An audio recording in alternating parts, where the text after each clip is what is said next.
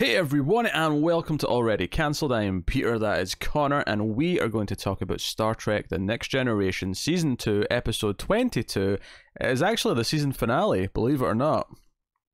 I do not. Of Season 2 of Star Trek The Next Generation. It is called Shades of Grey.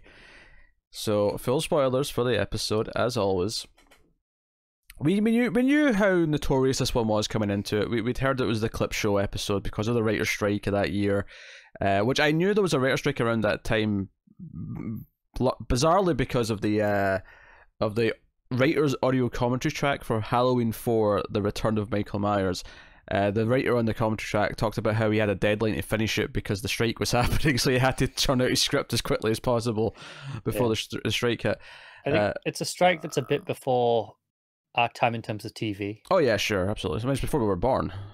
Yeah, but like there's not a lot of TV from that period that I typically watch. Yeah, there's not a lot of TV that we could point to and say that, oh, that was affected by it. Because even the sitcoms that I watched from this time, I'm thinking like Cheers. Like, I don't think that was affected by it. I don't remember that having a short season, in the middle somewhere. I don't recall one, but I mean... yeah. So maybe the sitcoms just fared better. Maybe it came at a different time of the year. Because, obviously the big one we had back in like 2013, whatever it was. 2011, maybe? Yeah. That happened right in the middle of the season, so everything came to a grinding halt. It was this... Oh, it was a mess. It was painful. And we're talking about writer strikes here because it's far more interesting than talking about the majority of this episode, because there's not a lot of new content. Now, there's more than I was expecting. I'll give it that. Yeah, I mean, we got a good 15 minutes at the start, and I was like, oh, I mean, okay, we're still going. That said, I did feel it started very abruptly. I felt this abrupt because there was no context for where they were, what they were doing. It was just, Riker's already got a cut. What? Okay, we're going. Pretty much. We're just going, okay. So they bring it back up, and it's okay, something's wrong. We need a sample, so Geordi and Data go back down to get a sample. I did enjoy O'Brien having a little laugh with Pulaski because she's scared of the transporter, and she has to go down to get Riker, and he's like, I think these are the right coordinates. And she's like, what? Just kidding. Yeah. So, I mean, that was a fun little jolt. Riker at one point actually gave a Chuck Norris fact, just not about Chuck Norris. He told it about it was like his grandfather or great grandfather. It's actually it's the exact Chuck Norris joke that's in the Expendables 2, because the Expendables 2, if you've not seen the Expendables 2, so Expendables 1 was an okay watchable thing, but it wasn't that great. Didn't really deliver on the promise of like having all these old action stars together, right? And then 2 was like, no, we're going to do it right this time. And we've brought in Chuck Norris, we've brought in, Van Damme's this tier this time. There's going to be more Arnold, more Bruce Willis, blah, blah, blah. And it's not a good movie in the traditional sense, but if you're a fan of that era, you might get a kick out of it. But, there's this great entrance for Chuck Norris where, everyone's pinned down. And spoilers, I guess, for Expendables 2 if you care, right? Everyone's pinned down, and... Is the spoiler one of the old action heroes does something badass? Well, sure, but the way I'm describing it is that he does it off camera, right? He's like, everyone's pinned down, there's like an army around them, and then there's some gunshots, and like, everything sounds quiet, everything's fine. So they slowly sort of creep out, and then walking down the road in slow motion is Chuck Norris. The implication being that he is single-handedly taking out this entire, army of bad guys. And when he walks in, Stallone's like, haven't seen you in a while, what's going on? He's like, I was bit by a snake. And after 3 long days, the snake died. The whole joke being, of course, is that by this point, Chuck Norris jokes on the internet had become like an institution in and of themselves. It's kind of weird how they've just died off. I mean, nothing lasts forever on the internet like that. I mean, it's not like Rickroll or Gangnam Style's still doing regular numbers. Yeah, but I still see the odd Rickroll. Like, I saw one like last month. I can't remember the last time I saw a Chuck Norris joke. I get the odd one occasionally, but not often. No. I don't even understand all the memes that the kids use today. I think the thing that I'm saying with the Chuck Norris jokes is that they had a prolonged period of use. It wasn't just a 2-week thing. It was I'd say it's about 5 years. There was about 5 years where they were a staple of the internet, and then things moved on. But it was the same with like the motivational posters. That was a thing for like a good 5 years at one point. That was for a while, yeah. And then they just disappeared. It's like the internet just moved on because enough new things came out that they stopped caring.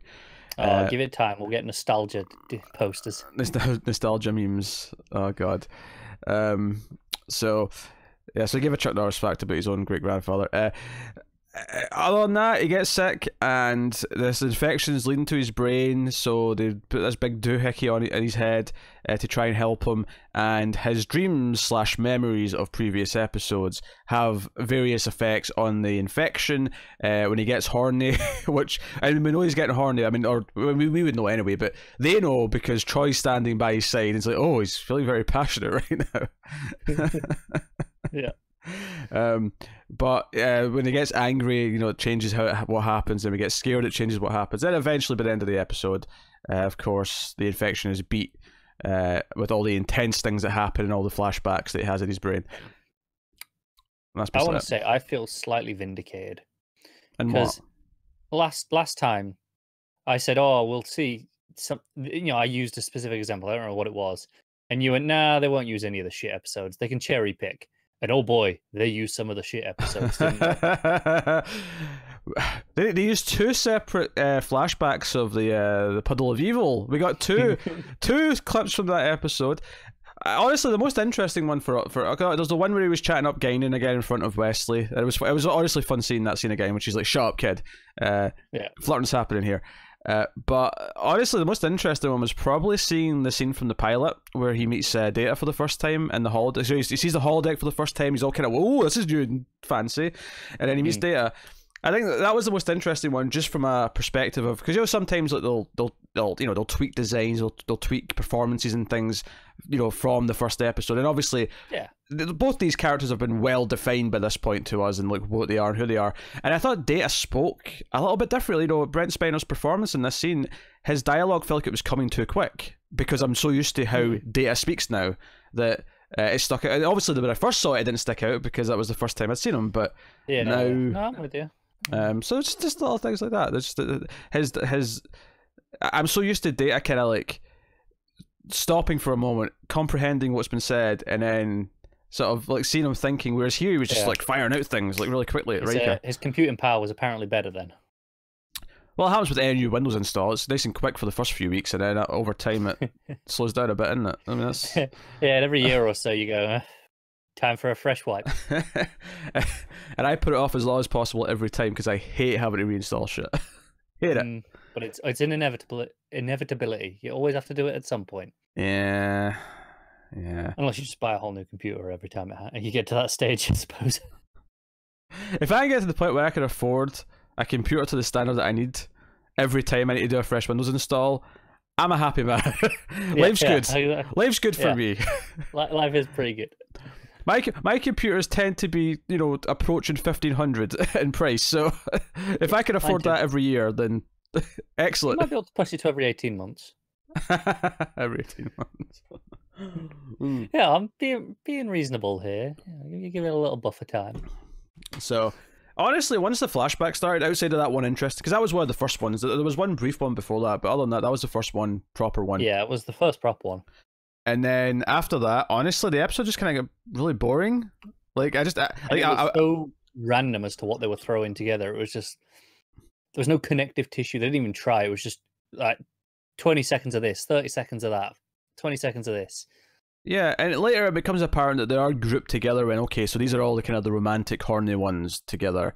And then these are the, the angry ones, and these are so there was a little bit of that, but other than that, there wasn't much in the way to really make them feel like... Because a flashback, even if it's something we've seen in the previous episode, can be effective. I think one of the big problems this has going for it is that the end of season 2 is far too early to be doing this. Like, see if they did this in like season 6, and when they were showing this stuff from the first season, it had been like, especially if you're watching it as it aired, and it had been like 5 years since you'd seen that episode, it would actually have this almost a tinge of nostalgia, and it would actually have some merit to it. Yeah, and there was definitely a thing, in the days gone by where you didn't just have access to Netflix or the DVDs, whatever it may be, to rewatch them at any point. It was kind of, unless they happen to play a repeat, tough shit, you won't see it again for years. Yeah, so, but doing this at the end of season 2, because there was times here where it was showing episodes from like 3 or 4 episodes ago, clips from the Irish woman from the Up the Long Ladder. Like, I'm like, we just did this. Yeah, I'll tell you one of the terrible episodes they chose to show. It was the the aging in reverse kind of thing that we did. Oh yeah, yes, I recall was that. Terrible. Yep. I remember that one. Is there anything else to say about it? I honestly don't think there is. There's very little that happens. You know, it's just, oh look, Riker's sick. Oh look, here's a bunch of his memories that we will somewhat justify them being here. I also don't think. Guess we're done. I also don't think it really. Like, I mean, sure, everyone's kind of concerned. Picard's like, oh, Ethan, you need doctor, and like, you know, it's nice to see them act like that. But like, I don't really feel like it ever got to a point where it felt like this was a big story. I always just kind of felt like, no, this is purely filler. This exists so we can use clips, and because we don't have enough to fill out an episode. And that was it. Had a nice joke at the end. You know, that was all right. Oh, when Riker wakes up and he pretends that he's delirious and thinks he's Captain Picard or whatever, and Picard's like, yes, so me and Admiral Data here are here to... so he just goes along with it.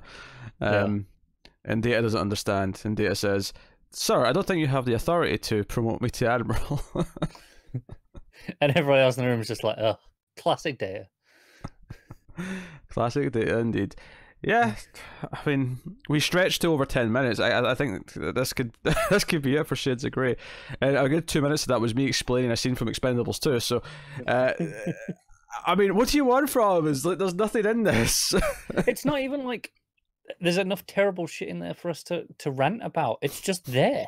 No, honestly, outside of how abrupt it starts, I don't think the first 15 minutes are particularly bad. Like, they're just, they're fine. Yeah, they're not particularly good, but they're all right. They're not offensive in any direction. They're just like, yeah, sure. I mean, it could be. It's part of an episode. The first 15 minutes, outside of how abrupt it feels like it starts, like, could be any average episode. You know, not a good episode, but add on another 5 minutes to the start of that, and you've got the first half of an average episode. Yeah, but once he goes in under the knife, as it were, it's just 20 minutes of clips of things that we've seen, some of which really very recently, and it's hard to really get excited or engaged by that. And there's a reason why TV shows stopped doing this, because no one likes it. They did it for cost saving methods. They did it for various other reasons. In this case, a writer's strike. There's lots of fundamental reasons behind the scenes why they did this, but it was never ever because this was a good idea that people would like to watch. No, never. So there you go. That's Shades of Grey. So obviously next time we won't have an episode, because next time we will be doing our top 5 episodes of season 2 and our worst 3 episodes of season 2. I've got a feeling that Shades of Grey. Are we only doing 3? We all did 3 last season, right? Did we? I feel like we stretched to 5 last season. Maybe we did. Maybe if we feel strongly about it. We'll look at the list and make a call. If you feel strongly about it, then we'll do that. That said, though, I will tell you what's coming in the next actual episode, though, because that feels weird to put that at the end of the top 5 video. So I'll tell you what's coming in episode 1 of season 3.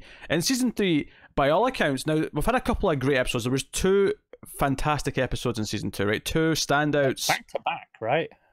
We had a couple. Not quite. No, because Measure of a Man was like episode 9, and then Q-Who was like, I don't know, in the teens somewhere.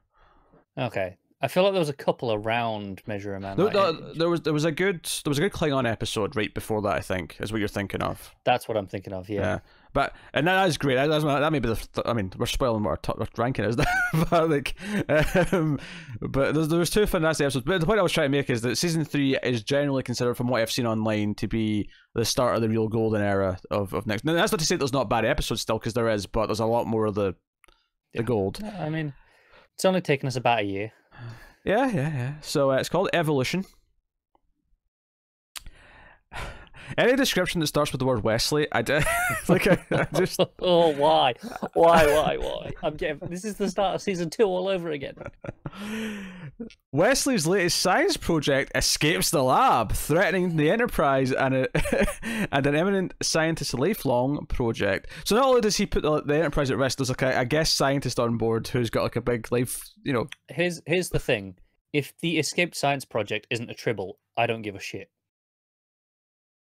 Maybe it is a trouble. It could be a trouble. Maybe it is. That's their saving grace. It's always possible. But yeah, so that's coming. We have Crusher back. We have Beverly Crusher back for season 3. So because reasons. I wonder if they ever actually give a proper reason for Pulaski Reven. Does she get like a guest appearance later to explain where she's went now, or is this just her gone now? Is this just it? She got reassigned, and What more do you want? It's very unceremonious, I guess.